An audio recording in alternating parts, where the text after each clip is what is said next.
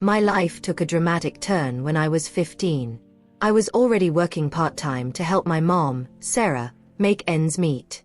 My dad had left us for a younger woman, moved out of state, and just vanished from our lives. It devastated us, both my mom and me. On top of the pain of abandonment came financial hardship. My mom had never worked outside the home. My dad hadn't allowed it. And back then, I was just focused on school. We had to scramble to find jobs. And we did.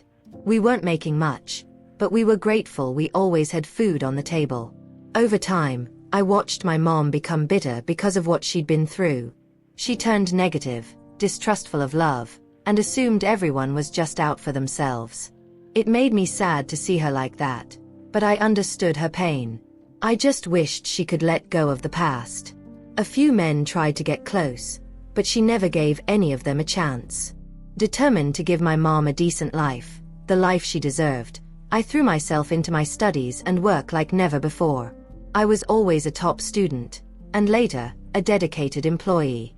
Right after high school, I got into one of the best universities in the state for business administration. I excelled there too, and by the time I graduated, I already had a job lined up at a major company. I was one of their top employees and earned a good salary, which unfortunately made some colleagues envious, but I never let it bother me.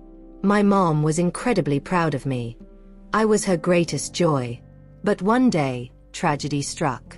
My mom suddenly felt ill and was rushed to the hospital. Sadly, she'd had a severe stroke. Part of her body was paralyzed, and from that day on, she needed help with the simplest tasks. Without hesitation, I quit my job to take care of her. My friends and acquaintances thought I was crazy.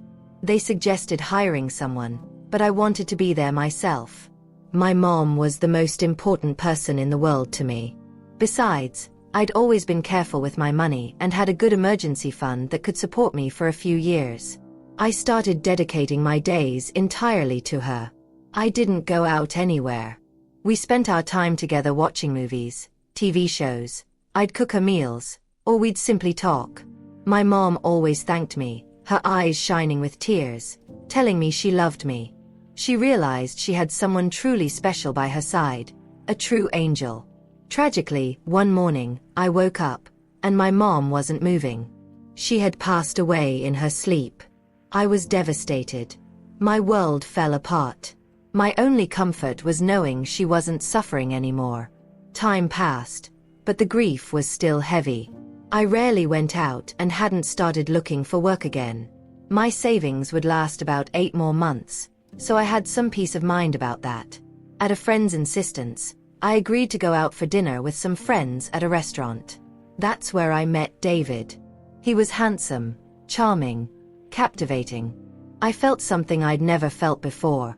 My heart raced just looking at him. We spent the whole evening talking. The chemistry was instant.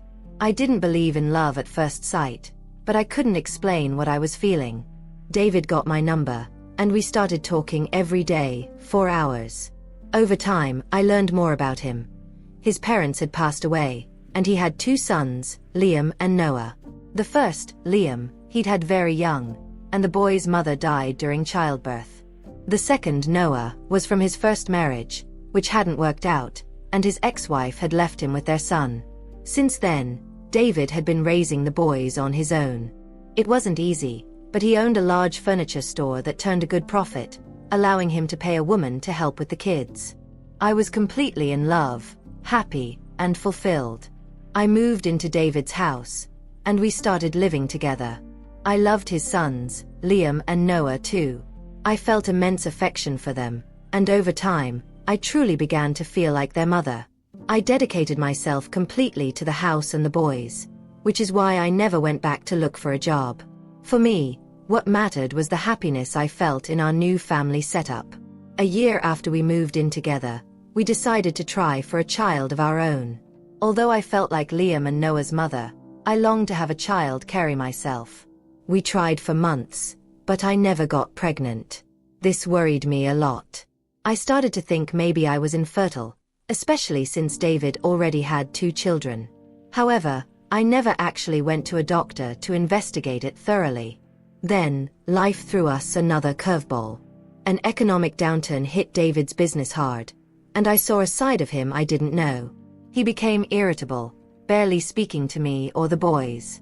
The frustration of not being able to have another child also weighed on us. He started spending nights away from home, often coming back drunk and saying horrible things to me, calling me useless, saying I didn't contribute anything. For a while, I just cried, but deep down, I knew my worth. I was taking care of his 2 children and the entire house. I wasn't looking for a job because there'd be no one to watch the boys, as he had let the nanny go to cut costs.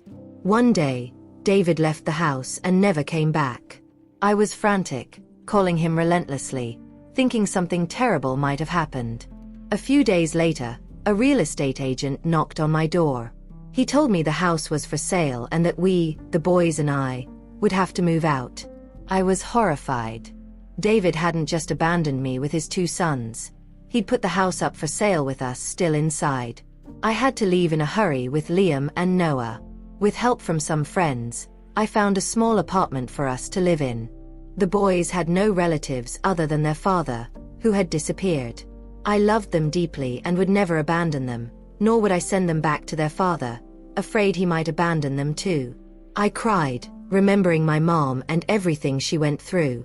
Finally, I understood firsthand what it felt like to dedicate yourself to a family only to be discarded as if you were worthless. But I didn't have time for self-pity. I needed to take care of the boys. We were living in a tiny apartment, and I managed to find a job. At first, I had to leave the boys alone because I couldn't afford a babysitter. I gave clear instructions, especially to Liam, the older one, about what they could and couldn't do, and told them to call me about anything. They always hugged me tightly before I left. One time, they both hugged me together and called me Mom. That completely undid me. I cried tears of emotion. It was hard, but our mutual love was what mattered. Eventually, I was able to hire a babysitter, and our situation started to improve. I still felt a lot of resentment and hurt over what David had done to us. I thought I'd never be able to love or trust anyone again. My neighbor, Mark, was a kind man. He was always sweeping his front step when I left for work. He'd greet me with a shy smile, and I'd return it politely, but my heart was closed off. Then, one day, I came home from work to find my apartment completely ransacked. I couldn't see the boys anywhere. Panic set in instantly. Just then, Mark appeared at my door and told me, to my immense relief, that the boys were at his place. I rushed over to see them. Liam, the older one, told me their father, David, had shown up and started tearing the place apart, looking for something. They got really scared and ran outside. Mark took them in and had already called the police, who hadn't arrived yet. I didn't know what David wanted, but I wasn't going to stick around to find out. The problem was, I had nowhere else to go. That's when Mark, with incredible generosity, said we could stay in another house he owned. The house was up for rent, but there were no takers yet. I accepted, incredibly grateful, especially since he refused to charge us anything. Mark visited us often. Around him, I started to feel safe again, and gradually, I began to feel something more for him. But the fear of being hurt again, like my mother and I had been, held me back. One day, leaving work, I ran right into David waiting outside. It startled me, but he asked me to stay calm, said he wouldn't do anything, he just wanted to talk. Reluctantly, I listened.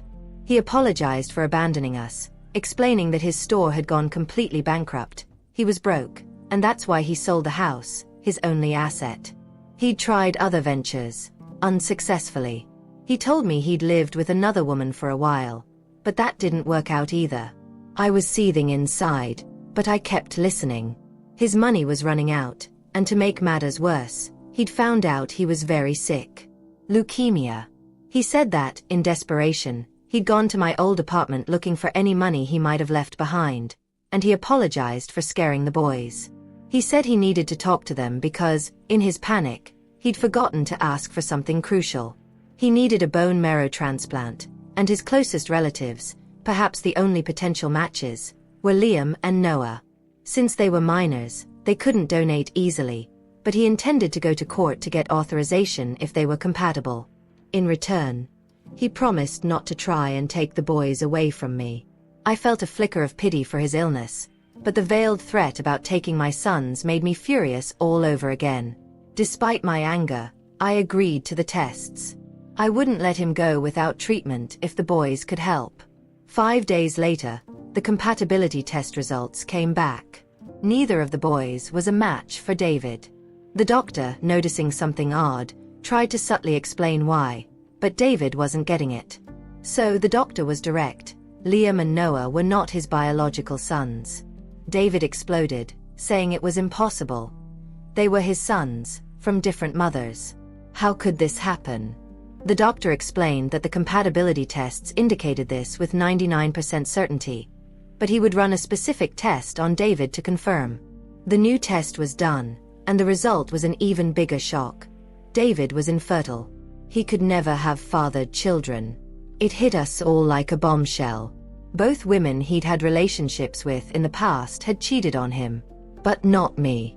And that was why, because of his infertility, I had never been able to get pregnant.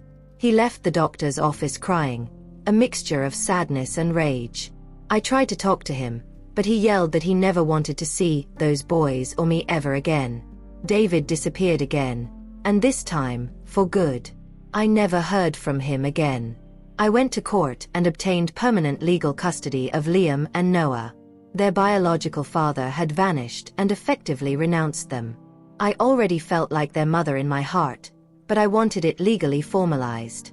Time went on. The boys grew up into wonderful, handsome, kind-hearted young men. And me. I finally allowed myself to love again. I married Mark, who, over time, proved to be a decent, kind man, and who, above all, loved my sons as if they were his own. Together, we had our own miracle, a beautiful son we named Daniel. I never found out if David sought treatment, if he survived his illness, or what became of him. In the end, I realized that despite all the anger and pain I felt, life, in its own way, had made him pay for the suffering he caused. And as for me, after so much struggle, life gifted me with a beautiful family and true love.